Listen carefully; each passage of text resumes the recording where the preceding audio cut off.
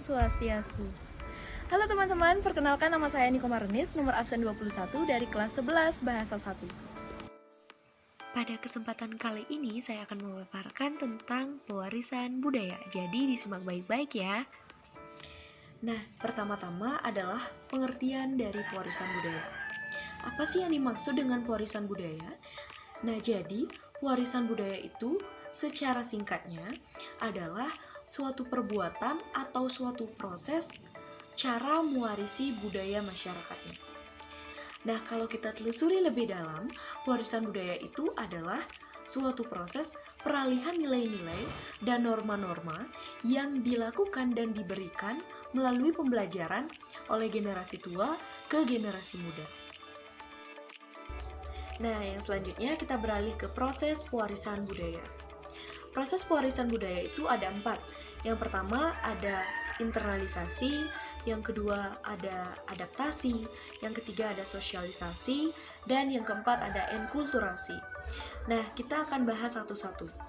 Internalisasi itu adalah proses mencerna dan meresapkan nilai-nilai budaya ke dalam hati sanubari anggota masyarakat, sehingga alam pikiran, sikap, dan perilaku anggota masyarakat tersebut sesuai dengan kebudayaan yang ada pada masyarakatnya. Yang kedua adalah adaptasi.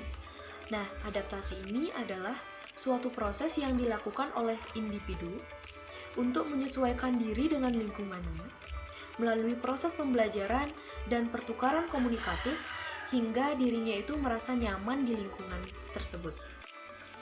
Nah, yang selanjutnya adalah sosialisasi.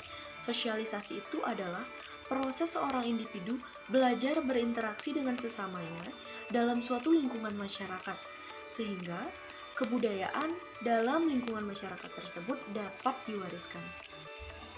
Yang terakhir adalah enkulturasi. Enkulturasi ini adalah suatu proses seorang individu mempelajari dan menyesuaikan alam pikiran serta sikapnya dengan adat istiadat, norma, dan peraturan-peraturan yang hidup dalam kebudayaannya. Nah, teman-teman, itulah tadi keempat proses pewarisan budaya. Nah, selanjutnya adalah sarana proses pewarisan budaya dalam masyarakat. Sarana proses pewarisan budaya dalam masyarakat ini dibagi menjadi 2, secara tradisional dan secara modern. Secara tradisionalnya yaitu melalui lembaga keluarga, lembaga masyarakat, lembaga adat, dan juga lembaga agama.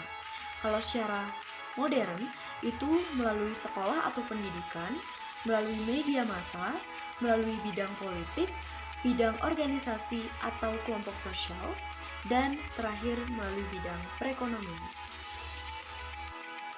Berikut ini adalah contoh gambar sarana proses pewarisan budaya dalam masyarakat tradisional. Nah, yang pertama adalah keluarga, dan yang kedua masyarakat, yang ketiga lembaga adat, yang keempat lembaga agama.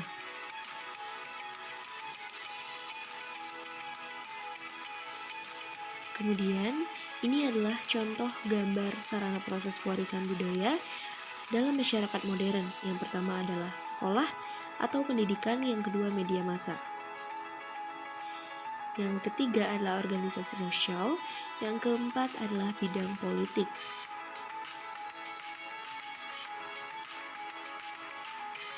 Dan yang terakhir adalah bidang ekonomi.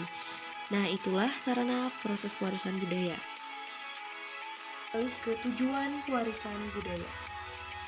Jadi tujuan pewarisan budaya ada 3. Yang pertama adalah pengenalan nilai, norma, dan adat istiadat dalam hidup.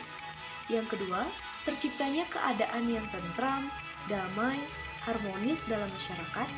Yang ketiga, usia manusia yang terbatas.